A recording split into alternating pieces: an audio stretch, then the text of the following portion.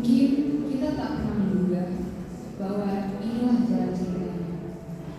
Kalian menjadi sosok orang tua dan dicintai oleh cinta dari motivasi ini.